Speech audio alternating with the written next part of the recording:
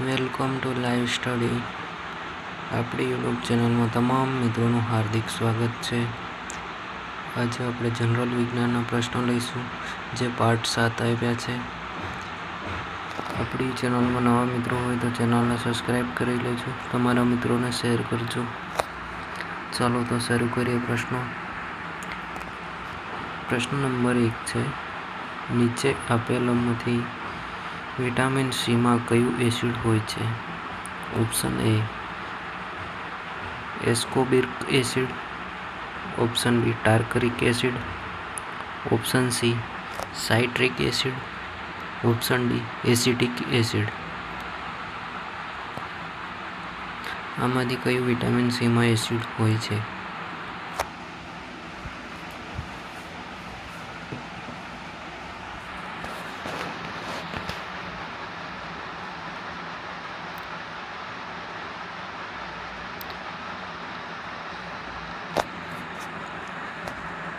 ચલો, પ્રશ્ન નંબર 1 નો જવાબ આવે છે ઓપ્શન એ એસ્કોર્બિક એસિડ,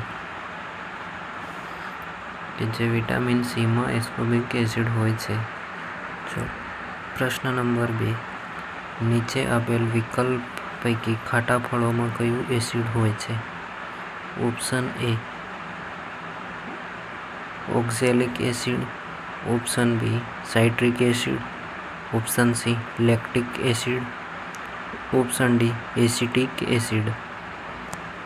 આમાંથી કયું એસિડ હોય છે જે ખાટા ફળોમાં જોવા મળતું હોય છે?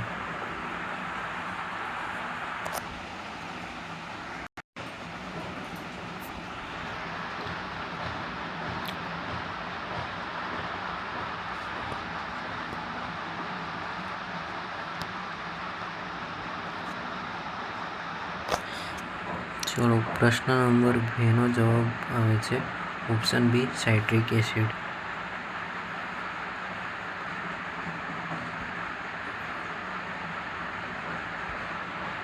પ્રશ્ન નંબર 3, મધમાખીના ડંખમાં કયો એસિડ હોય છે?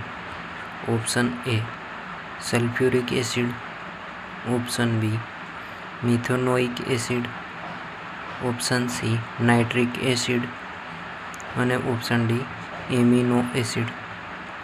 આમાંથી કયું એસિડ મધમાખીના ડંખમાં હોય છે, એટલે કે મધમાખી કરડે ત્યારે કયું એસિડ આપણા શરીરમાં આવતું હોય છે?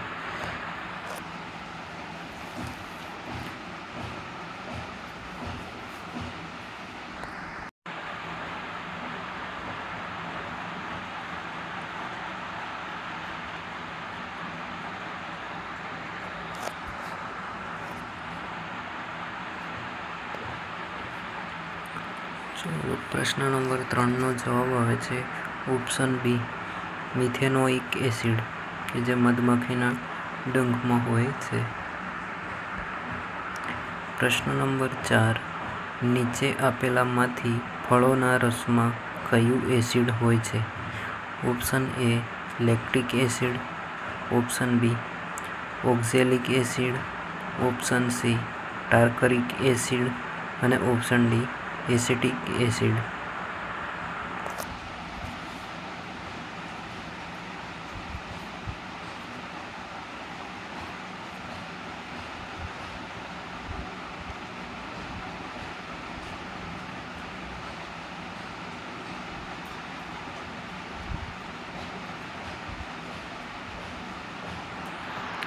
પ્રશ્ન નંબર 4 નો જવાબ આવે છે ઓપ્શન ડી એસિટિક એસિડ, કે જે ફળોના રસમાં હોય છે. પ્રશ્ન નંબર 5, ફળો અને શાકભાજી માટે ખાદ્ય સંરક્ષક તરીકે કયો એસિડ વપરાય છે? Option A acetic acid, option B tartaric acid, option C benzoic acid અને ઓપ્શન ડી ફોર્મિક એસિડ. આમાંથી કયું એસિડ છે કે જે ફળો અને શાકભાજીના સંરક્ષક તરીકે ઉપયોગમાં લેવામાં આવે છે?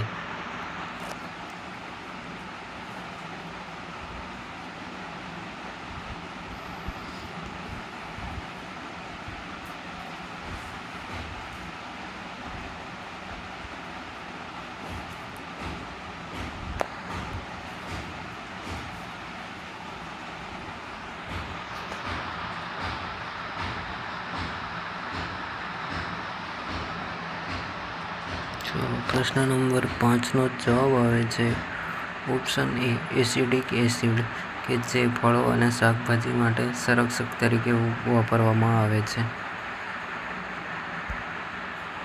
પ્રશ્ન નંબર 6 દૂધમાં કયું એસિડ હોય છે?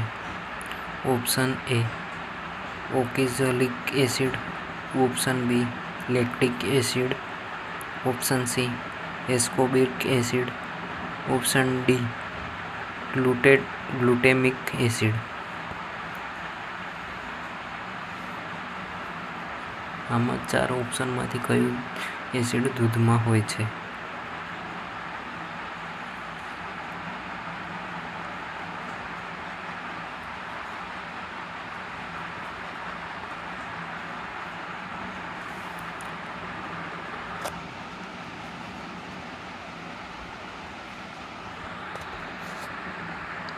ચલો પ્રશ્ન નંબર 6નો જવાબ આવે છે ઓપ્શન બી લેક્ટિક એસિડ કે જે દૂધમાં હોય છે. પ્રશ્ન નંબર 7 માનવ મૂત્રમાં કયો એસિડ હાજર હોય છે? Option A hydrochloric acid, option B nitric acid, option C benzoic acid, option D oxalic acid. માનવ મૂત્રમાં કયો એસિડ હાજર હોય છે? નીચે આપેલ 4 ઓપ્શનમાંથી કયું આવશે?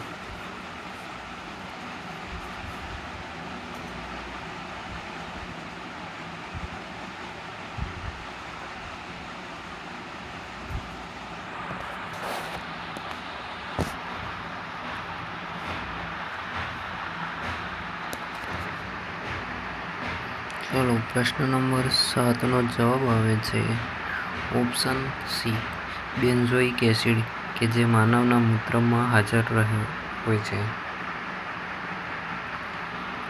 પ્રશ્ન નંબર 8 નીચેનામાંથી ટામેટામાં કયો એસિડ હોય છે? Option A citric acid, option B tartaric acid, option C acetic acid અને ઓપ્શન ડી ઓક્ઝેલિક એસિડ.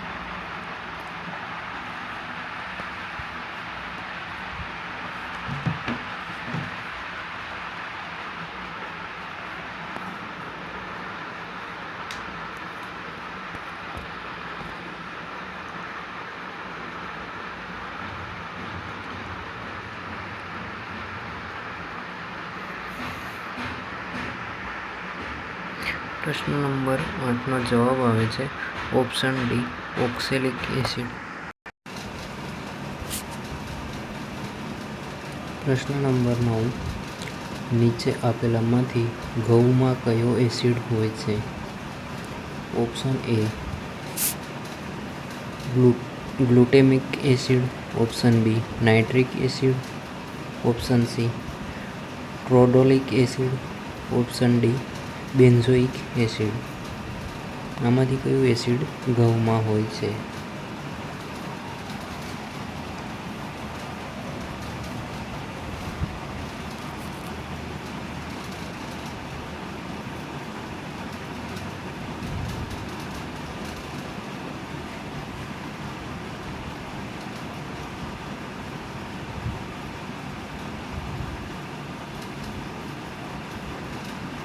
ચલો પ્રશ્ન નંબર 10નો જવાબ આવે છે ઓપ્શન એ ગ્લુટેમિક એસિડ કે જે ઘઉંમાં જોવા મળતું હોય છે.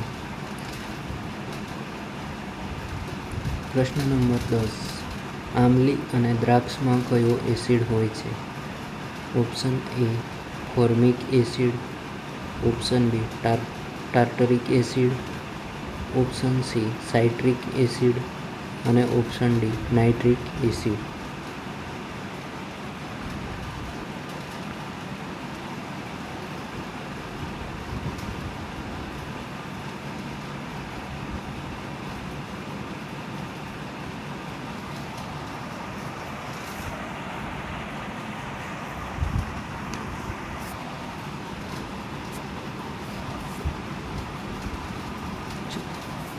ચલો પ્રશ્ન નંબર 10નો જવાબ આવે છે ઓપ્શન ડી ટાર્ટરિક એસિડ કે જે આંબલી અને દ્રાક્ષમાં હોય છે.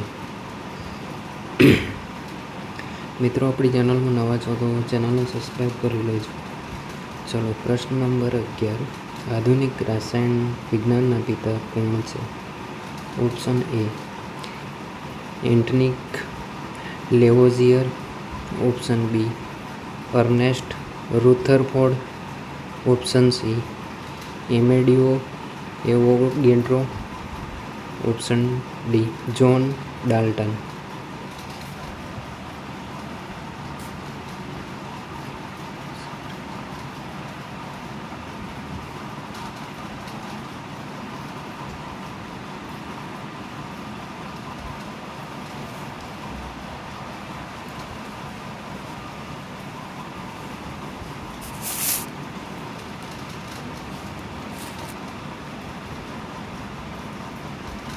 ચલો, પ્રશ્ન નંબર 11નો જવાબ આવે છે ઓપ્શન એ એન્ટની લેવોઝિયર કે જે આધુનિક વિજ્ઞાનના પિતા છે. આધુનિક રસાયણ વિજ્ઞાનના પિતા છે એન્ટની લેવોઝિયર. પ્રશ્ન નંબર 12. નીચે આપેલમાંથી પીએચનું પૂરું નામ જણાવો. Option A potential of helium, option B proportional of hydrogen, option C proportional for hydrogen અને option D potential of hydrogen છે.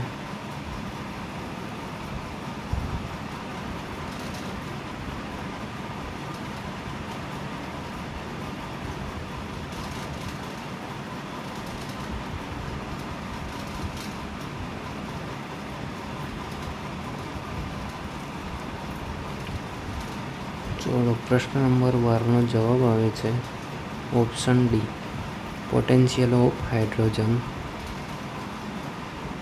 કે જે પીએચનું પૂરું નામ છે પોટેન્શિયલ ઓફ હાઇડ્રોજન. પ્રશ્ન નંબર 13.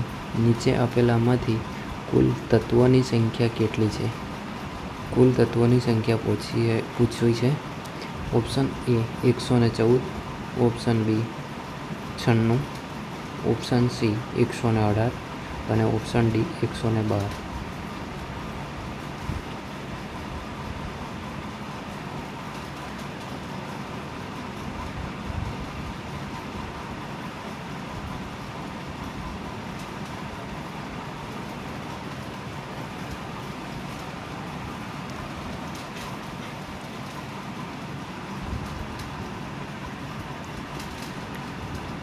પ્રશ્ન નંબર 13નો જવાબ આવે છે ઓપ્શન સી 118, એટલે કે કુલ તત્વોની સંખ્યા 118 છે. પ્રશ્ન નંબર 14. નીચે આપેલ વિકલ્પ પૈકી ગામા કિરણોની શોધ કોણે કરી? Option A Anderson, option B Willard, option C Chadwick અને ઓપ્શન ડી અર્નેસ્ટ રુથરફોર્ડ.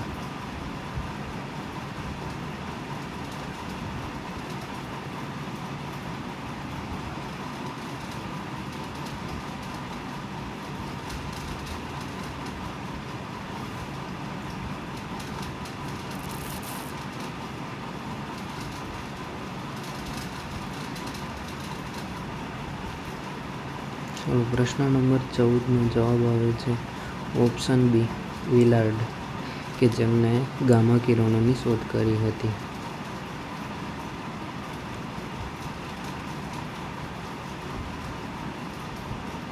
પ્રશ્ન નંબર 15. કઈ અવસ્થામાં દ્રવ્યના ઘટક કશો એકબીજાથી ખૂબ જ નજીક ગોઠવાયેલા હોય છે? ઓપ્શન એ ધન, option B plasma, option C વાયુ અને ઓપ્શન ડી પ્રવાહી.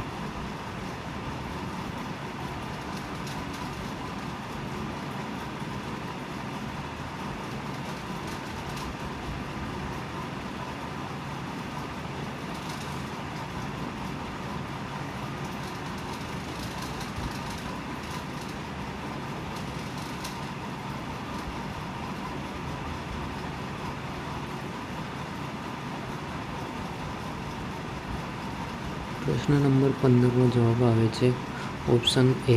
ધન અવસ્થામાં દ્રવ્યના ઘટકો એકબીજાથી ખૂબ જ નજીક ગોઠવાયેલા હોય છે તે અવસ્થા એટલે કે ધન. પ્રશ્ન નંબર 16. વિનેગરની બનાવટમાં કયો એસિડ વપરાય છે? Option A. Nitric acid, option B. Acetic acid, option C. Hydrochloride acid અને option D. Ascorbic acid. Option D. Ascorbic acid.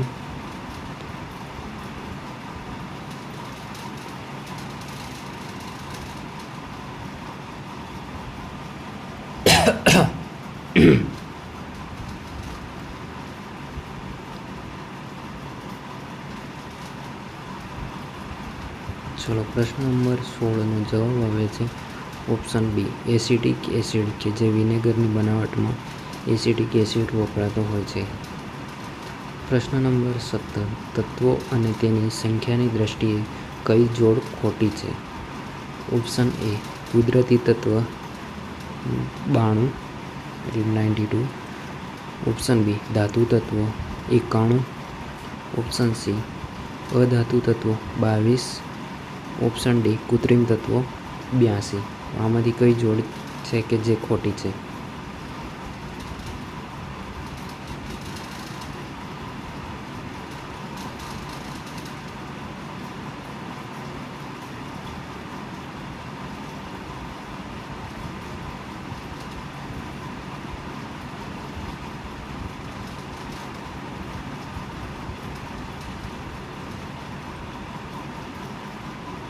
ચલો પ્રશ્ન નંબર 17નો જવાબ આવે છે ઓપ્શન ડી. કૃત્રિમ તત્વો 82. આ જોડ ખોટી છે. કૃત્રિમ તત્વો 82 ના આવે. પ્રશ્ન નંબર 18. પરમાણ્વીય સિદ્ધાંત કોના દ્વારા રજૂ કરવામાં આવ્યો હતો? Option A. John Napier, option B. Yukawa, option C. Amedeo Avogadro, option D. John Dalton.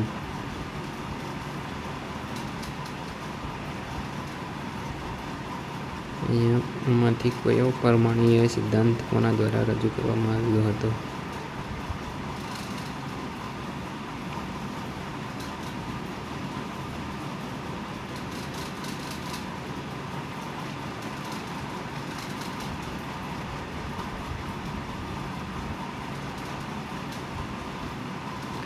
ચલો પ્રશ્ન નંબર 18નો જવાબ આવે છે ઓપ્શન ડી. John Dalton. તેમના દ્વારા પરમાણ્વીય સિદ્ધાંત રજૂ કરવામાં આવ્યો હતો. પ્રશ્ન નંબર 19. નીચે આપેલામાંથી ખોટી જોડ ઓળખાવો. પ્રશ્ન નંબર 1.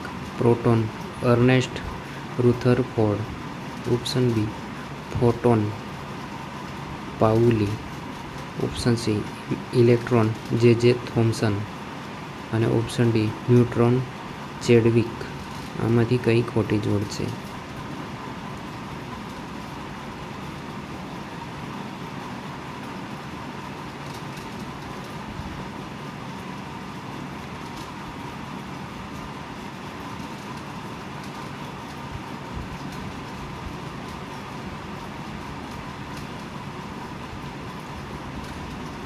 ચલો પ્રશ્ન નંબર 19નો જવાબ આવે છે ઓપ્શન બી. Photon Pauli. આ જોડ ખોટી છે.